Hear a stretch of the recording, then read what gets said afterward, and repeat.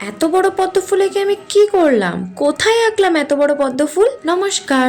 আমি যে কোনো কাজ শুরু করার আগে সবসময় আগে ভগবানের নাম স্মরণ করে নিই। তাতে আমার মনে হয় যে ভুল ভ্রান্তি ভয় মনের মধ্যে যেটাই থাকে সেটা একটু হলেও শান্ত হয়ে যায়।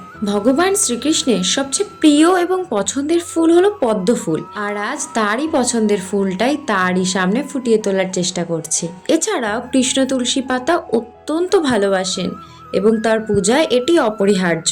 কৃষ্ণ কদম্ব, বৈজয়ন্তী, কৃষ্ণ কমল এবং জুঁই ফুলও পছন্দ করেন। পদ্ম পবিত্রতার প্রতীক, যা তার চরণে নিবেদন করা হয়।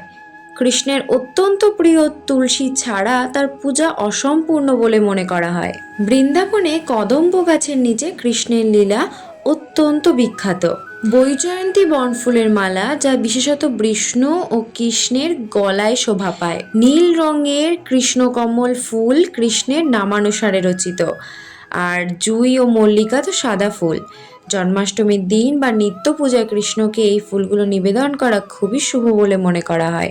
এবার বলি আমি কোথায় গেছিলাম। আমি গেছিলাম এক কাকা বাড়িতে, সেখানে ওনার মন্দিরের বাইরে এই পদ্ম ফুলটা করে দেওয়ার জন্য বলেছিলেন। আসলে কাকেই বলেছিলেন। যাই হোক, পদ্ম ফুলটা কেমন হয়েছে সেটা জানিও। আর এই পার্টে পদ্ম ফুলটাই থাক, নেক্সট পার্ট খুব তাড়াতাড়ি দিতে চলেছি। আমার ভিডিওতে বা কথা বলায় কোনো ভুল ত্রুটি থাকলে মার্জনা করবেন।